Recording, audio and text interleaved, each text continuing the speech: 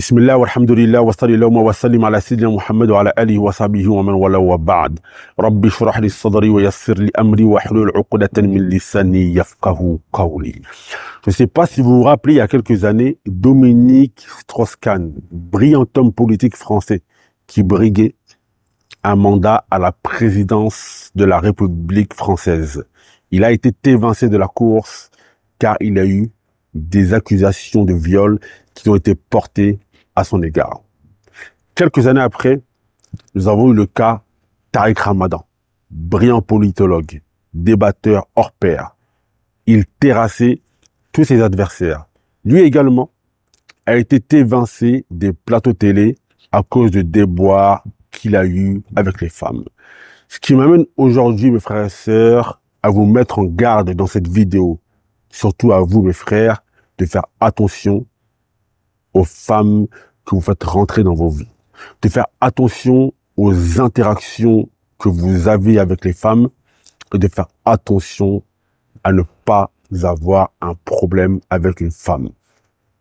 Si une femme vient aujourd'hui et qu'elle dit qu'elle a eu un problème avec moi, Mohamed Lamine, et que dans sa déposition sur les réseaux sociaux, car c'est là-bas aujourd'hui que tous les problèmes se règlent malheureusement, elle commence à pleurer, elle commence à me calomnier et à dire des injures à mon égard, 90% des gens vont lui donner raison.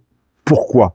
Parce que nous sommes dans une société où les gens ont tendance à juger avec l'émotion et non avec la réalité des faits.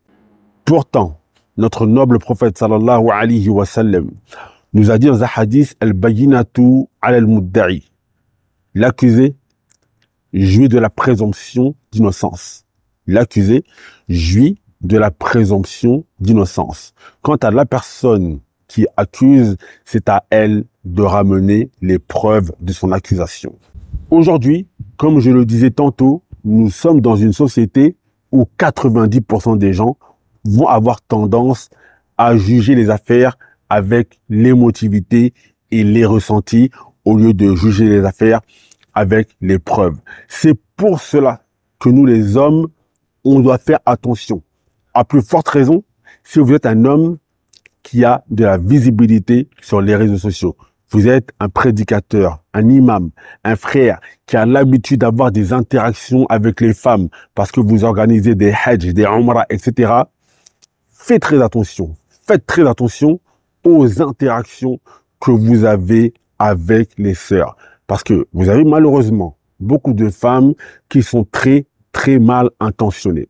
Elles viennent dans vos DM, elles viennent dans vos réseaux sociaux, elles essayent de vous poser des questions sous couvert de religion, mais derrière, c'est pour vous tirer entre les mailles du filet. Et lorsque vous tombez, tout arrive sur les réseaux sociaux. Les gens commencent à vous juger, etc., mais ils ne voient pas ce qu'il y avait derrière. Et lorsque vous ramenez vos preuves, c'est elle qui a fait ci, c'est elle qui a fait ça, c'est fini.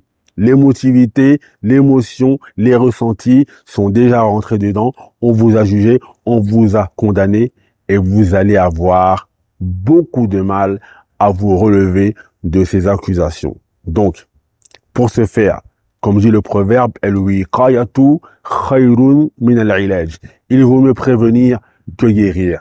Les frères, faites attention aux interactions que vous avez avec les femmes, avec la gente féminine. Et faites attention à la femme que vous faites rentrer dans votre vie. Soyez sûr que la femme que vous voulez épouser soit une femme qui ait un haut degré de loyauté. Que ce ne soit pas une femme qui ait la capacité de venir vous vilipender sur les réseaux sociaux, à part si bien sûr il faut et il y a besoin de cela. Mais on voit que dans beaucoup d'histoires qui se retrouvent sur les réseaux sociaux, ce n'est pas le problème des gens sur les réseaux sociaux. Il y a juste une envie derrière de salir, de faire du mal. Donc, c'était le conseil que je voulais donner dans cette vidéo à mes frères. Faites attention aux interactions que vous avez avec les femmes. Faites attention aux interactions que vous avez sur les réseaux sociaux. Faites attention aux femmes que vous faites rentrer dans vos vies. Et comme le prophète sallallahu alayhi wa sallam nous a dit dans un hadith, Iyyakum والدخول على النساء et éviter les endroits où il y a les femmes. Wallahu ta'ala a'la wa a'lam.